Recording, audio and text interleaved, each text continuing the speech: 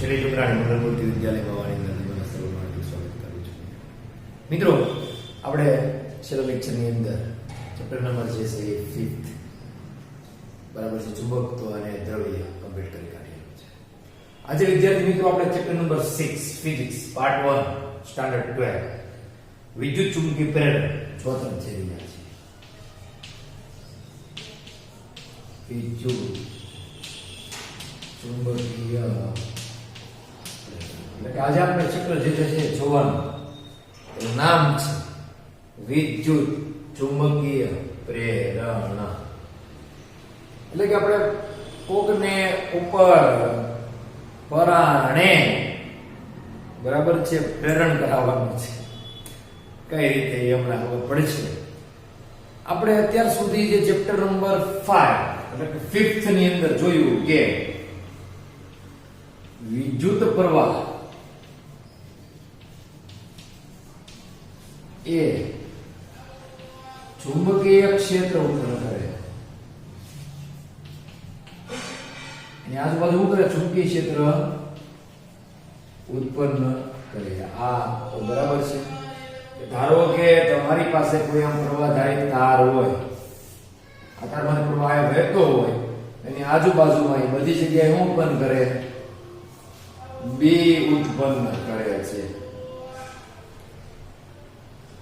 તો આપણને પ્રશ્ન એવો થાય કે શું આ જે બી ઉત્પન્ન થયું એ પ્રવાહને લીધે થયું, તો બે મોટા ચુંબક હોય, આપણને પ્રશ્ન એવો થાય કે આપણને એવો પ્રશ્ન થાય કે શું બે મોટા ગજિયા ચુંબકો આય ઉત્પન્ન કરી શકે? મોટો જબર ક્વેશ્ચન માર્ક, એટલે કે પ્રશ્નાર્થ ચિહ્ન. તો યસ,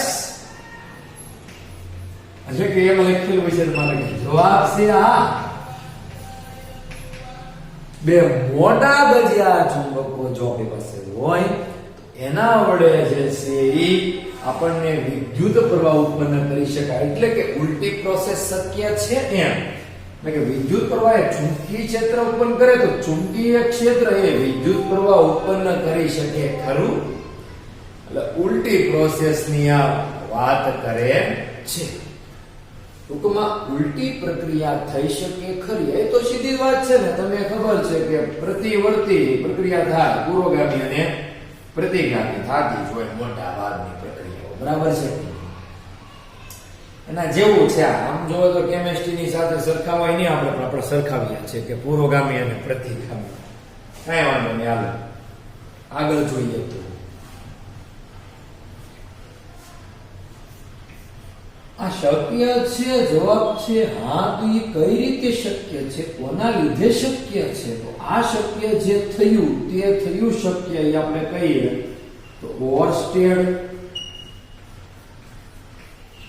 અને એમ્પિયર નામના બે સાયન્ટિસ્ટો દ્વારા તો નહીં, પણ આ બેનું નામ મુખ્યમાં છે, ઓર્સ્ટેડ અને એમ્પિયર.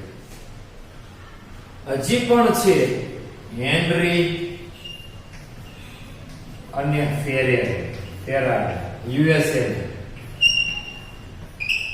અમેરિકાના હેનરી અને ફેરાડે. આ ઓર્સ્ટેડ અને લાકડાના ઓર્સ્ટેડ તમને બધાને ખબર છે શું કર્યું? તો ઓર્સ્ટેડે પ્રયોગ કર્યો કે ભાઈ અહીંયા હોય, આમાંથી વિદ્યુત પ્રવાહ આ ઉત્પન્ન કરીએ. અહીંયા સોય હોય, ધારો કે આ રીતની હોય તો એ ભ્રમણ કરે અને પાછી આમે ગોઠવાય છે. યાદ છે? આ પ્રશ્નનો જવાબ તમને ખબર છે કે સોયની મદદથી જે પ્રયોગ કરવામાં આવ્યો એ કોઈએ કર્યો હતો? ઓર્સ્ટેડે. બરાબર છે. એમ્પિયર તો ખબર છે, પ્રવાહનો શોધક, મોટા વૈજ્ઞાનિક ગણી શકીએ આપણે. હેનરી હવે હમણાં નવો છે. આ હેનરી, ઘણા હેનરી નામ આવે ને તો માઇન્ડમાં એક જ વસ્તુ આવે કે હેનરી ફોર્ડ. ફોર્ડ કંપનીનો સ્થાપક. ફોર્ડ તમે જાણો છો કે ફોર્ડ મોટર્સ બહુ અત્યારે દબદબું હજી પણ માર્કેટમાં છે. ફોર્ડ કંપનીનો સ્થાપક હતો કોણ? Henry Ford. બહુ ઘણા સમયથી ફોર્ડ કંપની આવે, તમને ખબર છે, એક લખેલો આમ કરીને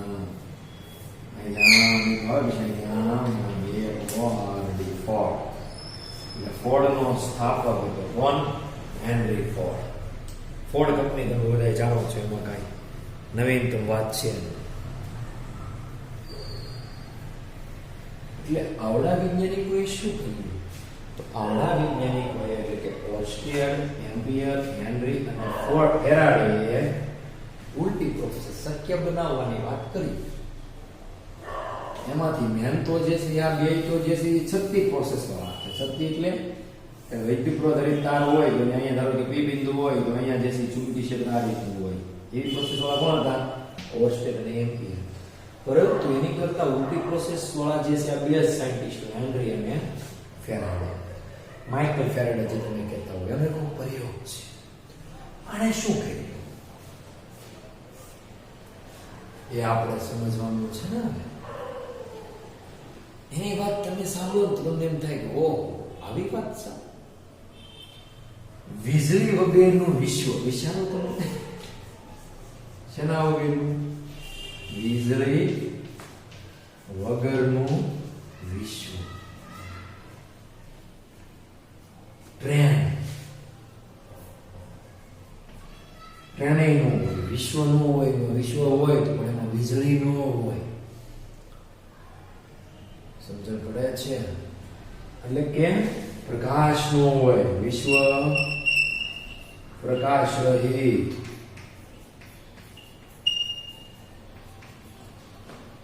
વિશ્વ ઉર્જા રહિત. આ પંખા નો હોય, આ લાઈટ જે છે આપણે કહીએ વીજળીની, એ પણ ના હોય જો આ બે સાયન્ટિસ્ટો ના. કેમ કે આવડાને વીજળી વાળાને, એટલે વીજળી વાળો નથી, આ થોડી વાત છે. વિશ્વના જે વિદ્યુત પૂરું પાડે છે ટ્રાન્સફોર્મર અને જનરેટરના પિતા અથવા તો સ્થાપક તરીકે ગણવામાં આવે છે. કોને? બંનેને, હેનરી અને ફેરાડે. આ આધુનિક વિશ્વના ટ્રાન્સફોર્મર અને જનરેટરના સ્થાપક તરીકે ગણવામાં આવે છે, જેના લીધે તમને વીજળી ઘરે મળે, પ્રકાશ મળે, પંખો શરૂ થાય, લાઈટ શરૂ થાય. કોઈ પણ વીજળી એટલે કે વિદ્યુત વાળી વસ્તુ જે છે એ સ્ટાર્ટ થાય, જેમ કે જનરેટર, મોટર, હેડપંપ જે કહો છો તે. હેડ જે છે એની જગ્યાએ વિદ્યુત પંપ થઈ ગયો અત્યારે. એટલે હેડપંપ એટલે ડંકી, સમજ પડે છે ને, પાણી કાઢવાનો પંપ. એની જગ્યાએ થઈ ગયું વિદ્યુત પંપ. ઘરની ઘણી બધી ચીજ વસ્તુઓ એવી છે કે જે વિદ્યુત વગર અત્યારે ચાલતી નથી. એસી, ફ્રીજ, ટીવી, બધું જ વિદ્યુત જોવે. એના વિદ્યુતના મેન શોધકો, ટ્રાન્સફોર્મર અને જનરેટરના સ્થાપક તરીકે હેનરી અને ફેરાડેને માનવામાં આવે. સમજણ પડી ગયું તમને? એટલે કે આની ભાષામાં કેવું હોય તો એવું વિશ્વ કે જેની અંદર હંમેશા સંતાન વગરની માતા હોય એવી કલ્પના હતી પહેલા. પણ હવે એવું વિશ્વ બનાવી નાખ્યું. કોણે? હેનરી અને ફેરાડે. સંતાન વાળી માતા હોય તો સંતાન પછી જ માતા પાછા બની શકે. સંતાન વગરની માતા કહેવાય નહીં, પણ એવું વિશ્વ હતું પેલા, એમ વાત કરી શકાય. આમ જોઈએ તો આખું ભાઈ આની વાત ભયંકર જ હોય બધા સાયન્ટિસ્ટોની. એટલે બહુ આપણે એની વાતોની અંદર પડતા નથી. આપણે આપણું ચેપ્ટર આગળ ધપાવવાનું છે. હવે જે આપણે જોવા તરફ જઈ રહ્યા છીએ તે તમારે આ વર્ષે સિલેબસમાં નથી, પણ એ કરીએ તો તમને આઈડિયા આવે કે નહીં આવું કંઈક થાય એમ. એ કરવું જ પડે ટૂંકમાં એમ. એટલે શું તો હેનરી અને ફેરેડેના પ્રયોગ.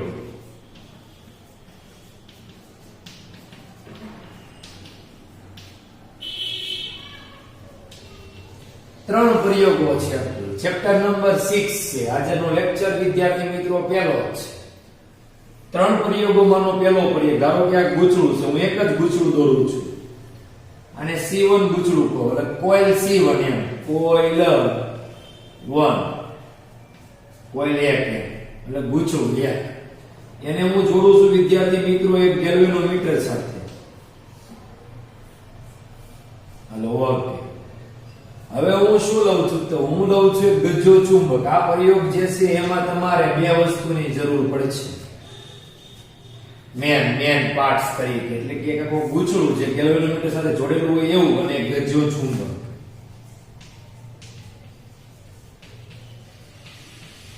ગજ્જો ચુંબક એની ચુંબકી ક્ષેત્ર રેખાઓ આ હશે. એ તો ફાઇનલ થઈ ગયું. આ જે છે રેડી આમ મેનમાંથી બહાર નીકળે અને એસ માં દાખલ થાય એવી.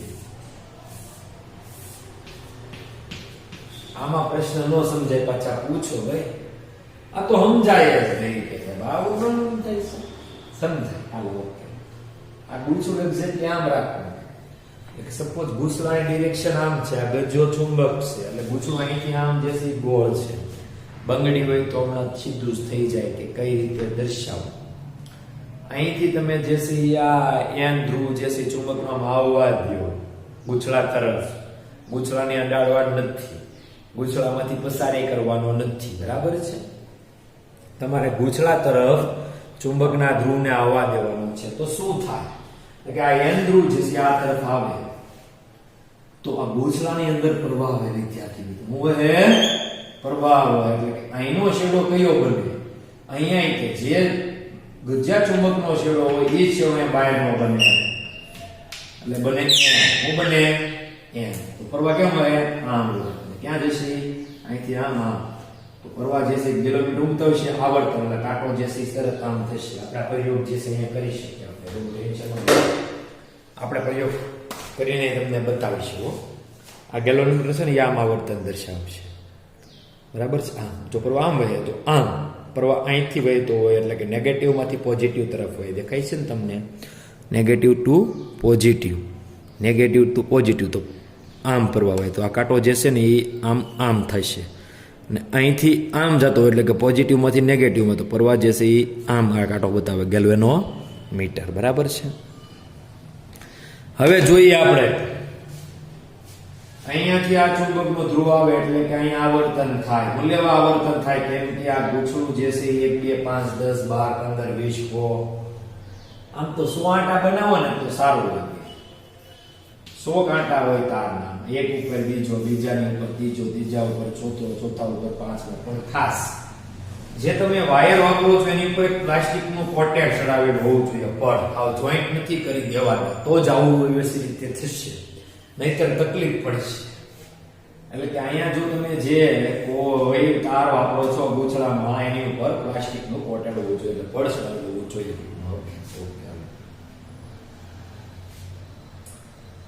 આપણે જે વાત કરી હતી એ વાત તો પ્રવાહ લીધે ચુંબકીય ક્ષેત્ર, આ ચુંબકીય ક્ષેત્ર જે અહીંયા આવ્યું એની અંદર આવ્યો એને તેનો પ્રભાવ આવ્યો. વાહ, નવી વાત થઈ. હવે પ્રશ્ન એમ છે તમે ચુંબકને અહીંયા લાવો પછી અહીંથી આમ પાછા તો લઈ જવાના છો ને તો શું થાય? તમે અહીંથી આમ લઈ જાવ એટલે અહીંયા જે છે શેડો બને એસ. વિદ્યાર્થી મિત્રો હું બને એસ એટલે કે જો એસ આમ દર્શાવ કરીએ તો પ્રવાહ જે છે આમ બને. પ્રવાહ અહીં ક્યાં વહે તો આવર્તન જે છે આમ આવે એટલે કે ઉલટો પ્રવાહ વહેવા મળે. એટલે લઈ જાવ ત્યારે આવો ત્યારે એમ બને તો પ્રવાહ સીધો હોય તો ગેલ્વેનોમીટર આવર્તન આમ બતાવે. દૂર લઈ જાવ એસ બને બહારનો છેડો તો ગેલ્વેનોમીટર આવર્તન જે છે એ ઉલટું બતાવે. એટલે હું આપણી ટૂંકમાં અહીંયા હું દૂર જો તમે ગૂંચળા તરફનો શેડો જે લાવો છો એ એસ લો. અહીંયા એસ બને. એસ બને આમ તમારે બે બાજુ જે જે શેડા હોય ત્યાં તમારે એરા મારી દેવાના. એરા મારશો ઓકે આવે તો પ્રવાહ શું દર્શાવે? તો આમ દર્શાવે પ્રવાહ. તો આમ પ્રવાહ વહેશે. અથવા જો પ્રવાહ આમ વહેતો હોય ને તો તમારે અહીંયા નાખવું પડશે.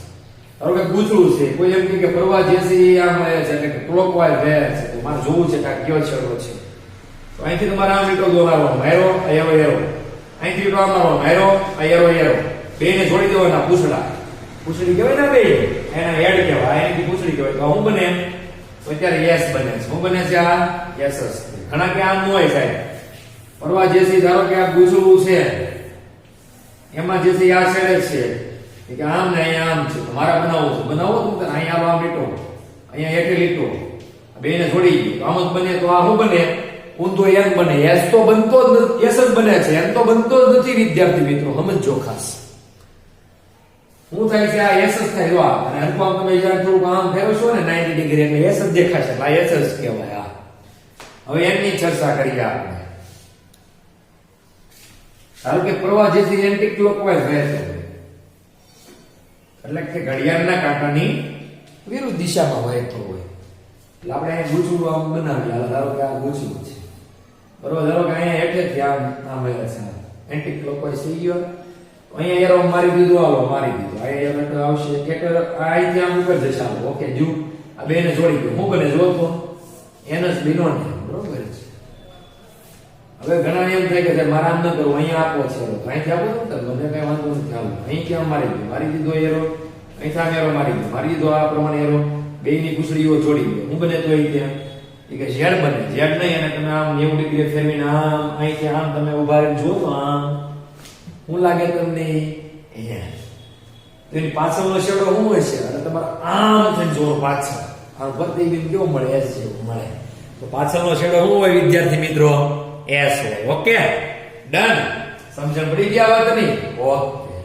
એટલે વિદ્યાર્થી મિત્રો, જ્યારે તમે ગૂંચળાને સ્થિર રાખો અને આને ગતિ કરાવો, એટલે કોને ગતિ કરાવો? ગજિયા ચુંબકને. ત્યારે આ ગૂંચળું શું દર્શાવે? કોણાવર્ત દર્શાવે. ફેરેડેનો પહેલો પ્રયોગ. તો પ્રયોગ નંબર 2 જોઈએ આપણે. તમને દિશાની પણ મેં વાત કરી દીધી છે.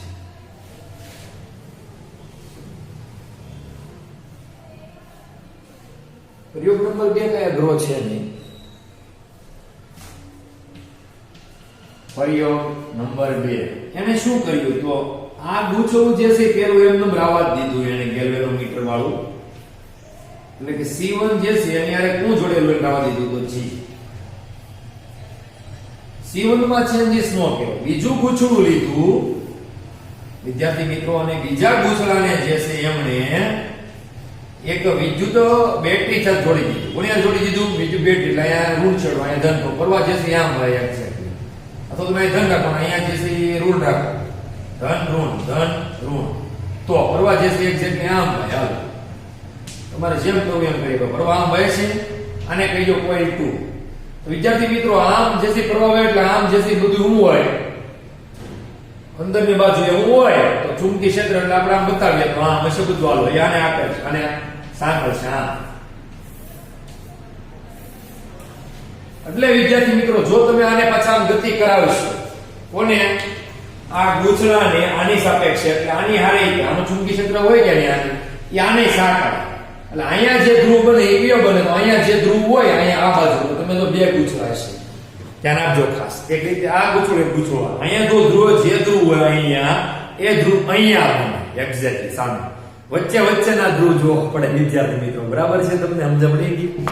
તો પણ આમાંથી વિદ્યુત પ્રવાહ વહેશે, અને તમને જે છે આ ગૂંચળું જે છે એના લીધે અહીંયા ગેલ્વેનોમીટર બતાવશે, આવર્તન દર્શાવશે. પછી ગૂંચળા નામ લાવ્યા પછી તમારે પાછું આમ લઈ જવાનું. તો પ્રવાહ જે છે કેમ વહે છે? તો વિરુદ્ધ દિશામાં વહે, એટલે કે આમ વહે. સમજ પડી ગઈ? તો ગેલ્વેનોમીટર જે છે આ તરફ આવર્તન બતાવે. બસ ટૂંકમાં તમે ગજિયા ચુંબકની જગ્યાએ લખી શકાય ગજિયા ચુંબકની જગ્યાએ ગૂંચળું પણ વાપરી શકો. રેડી થઈ? એટલે આ ગૂંચળું વાપરેલું છે અહીંયા ગજિયા ચુંબકની જગ્યાએ.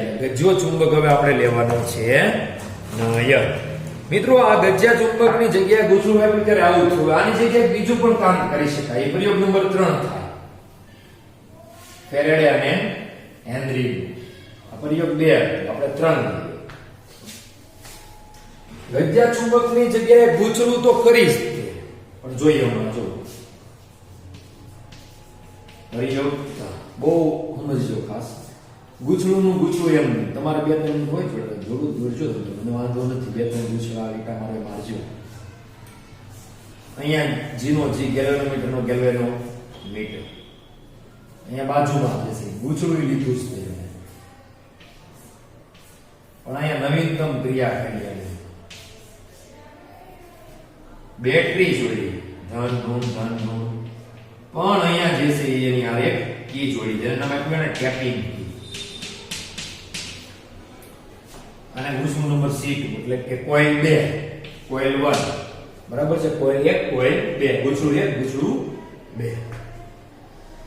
અહીંયા એક જો કા સ્કલ કે એટલે ટેપિંગ કી. ટેપિંગ કી એટલે શું? તમે આમ દબાવો ને તો એ અડે, પાછા હાથ લઈ એટલે પાછી ટકના ઊંચી થઈ જાય એમ ઓટોમેટિકલી. એવી કી જે આવે એવી કળ એને કહેવાય ટેપિંગ કી. આમાં શું થાય હવે સાંભળો છો. હું જેવી ટેપિંગ કી તમે એટલે પરિપતાક શું થાય છે? જો અહીંયા સુધી પૂરો થાય છે પણ અહીંથી ખુલ્લો છે. તો આ બે મીંડા આ મીંડા અડે એટલે આ પરિપત પૂરો થાય એટલે કે પરવામ ભાઈ ચાલો હોય હો પડે.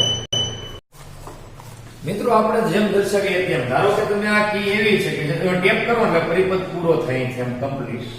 એટલે કે આમાંથી જે છે એ પ્રવાહ વહે એટલે તમને ખબર છે આંગળા વાળો કરવા દિશામાં એટલે અંગૂઠો દર્શાવે ચુંબકીય ક્ષેત્ર. સપોઝ આ જે છે બહારનો ભાગ છે એટલે આમ પ્રવાહ વહે તો આમ આંગળા જાય ને આમ સપોઝ આ અંદરનો ભાગ આ બહારનો થાય તો આ અંદર એટલે અંગૂઠો આમ જાય તો આમ ચુંબકીય ક્ષેત્ર ઉત્પન્ન થાય. બરાબર ને? તમને ખબર જ છે. જ્યારે રિંગ હોય ત્યારે મેં તમને કીધું હતું કે ધારો કે આવી રીતના વર્તુળ હોય તમારે એ દિશામાં આંગળા વાળવાના, જ્યાં અંગૂઠો જાય ત્યાં શું હોય? ચુંબકીય ક્ષેત્ર. ઉલટું આમ અંગૂઠો વાળો મને કઈ વાંધો નથી. અંગૂઠો આમ રાખો તો તમારા આંગળા અંદર તો અંદરથી ઉપરની બાજુ ચુંબકીય ક્ષેત્ર મળતું હોય. અહીં આમ તેમ કોઈ રાખવામાં આવશે. બરાબર છે? આ નીચે આમ તેને આખું ચુંબકીય ક્ષેત્રમાં આવશે. વળે દેખાડે છે ને હંમેશા ચુંબકીય ક્ષેત્ર ગૂંચળામાં સાઈડ જે હોય ને તો ત્યાંથી વળે રહેવું જોઈએ. વચ્ચે સિવાયની કોઈની બધી રેખાઓ તો જ એ આકૃતિ સાચી બને. ખાસ એનું ધ્યાન રાખવું પડે તમારે. બરાબર છે? વિદ્યાર્થી મિત્રો આમાં આવે છે ટેપિંગ કી કરી એટલે કીને જે છે ટેપ કરી. શું કરી? ટેપ એટલે દબાવી દીધા. પરવા વેવો એટલે ચુંબકીય ક્ષેત્રની અંદર આ પણ સંકળાય છે. એટલે આના ચુંબકીય ક્ષેત્ર અંદર આ આવે એટલે આમ ઓટોમેટિકલી પ્રવાહ વહે અને ગેલ્વેનોમીટર જે છે એ પાછું આમ આવે બતાવે કડાઈ. હું કરું આને હવે ઈ જે ટેપ કરી ત્યારે આ દિશામાં આવતું ને એવું કર્લને હું પાછો લઈ લઈશ તો આનું આવર્તન જે છે ઓટોમેટિકલી ચેન્જ થઈ જાય અને જે છે આવર્તન એ વિરુદ્ધ દિશામાં આવે એટલે કે ગેલ્વેનોમીટર આમ આવર્તન બતાવે. એટલે કે આ બાજુ બતાવે ત્યારે ટેપ કરું ત્યારે ટેપ કરેલી હું આમ લઈ લઉં કંગારા એટલે આવર્તન આમ આવે તો ખાલી આમનું આવર્તન આવેલું રે સતત ને સતત. એનો અર્થ શું થાય કે જ્યારે કર્લને દબાવો ત્યારે ગેલ્વેનોમીટર આવર્તન બતાવે અને કર્લની ઉપર આવી લઈ એટલે કર્લ જે છે પુશઅપ ની બદલે આવે પુશ ન કરો તો શું થાય છે? તો વિરુદ્ધ દિશામાં આવર્તન આવે. તો વિદ્યાર્થી મિત્રો આમાં સાપેક્ષ ગતિ જેવું કઈ ચૂઝ નહીં. જુઓ અમને પડી ગઈ તમને સાપેક્ષ ગતિ જેવું કઈ ચૂઝ નહીં. એટલે કે ચુંબકીય ક્ષેત્રના ફેરફારો જરૂરી છે. એવું કેવું મેં કહ્યું એટલે પ્રવાહ આવ્યો અને ચુંબકીય ક્ષેત્ર આવ્યું. ચુંબકીય પ્રવાહ ઓછો ગયો, ચુંબકીય ક્ષેત્ર વહી ગયું એટલે પ્રવાહ વહી ગયો એટલે ચુંબકીય ક્ષેત્ર વહ્યું જશે. તો ચુંબકીય ક્ષેત્ર આવ્યું ગયું, આવે છે જાય છે, આવશે જાય છે, આવશે જશે. તમે ગતિ કરાવો ને તો પણ ચુંબકીય ક્ષેત્ર આવશે અને જશે, આવશે અને જશે. એટલે કે તમારે જરૂરી શું છે? ચુંબકીય ક્ષેત્રના ફેરફારો થવા જરૂરી છે. કોની માટે? વિદ્યુત પ્રવાહ ઉત્પન્ન કરવા માટે. તો આ નિયમ જે છે ને એ જ તે મેન મિત્રો ફેરેડેનો નિયમ છે. તો મિત્રો આજે આપણે એટલું રાખી, આગળનો આપણે આવતા લેક્ચરમાં પાછા ચર્ચા કરીશું. બરાબર છે?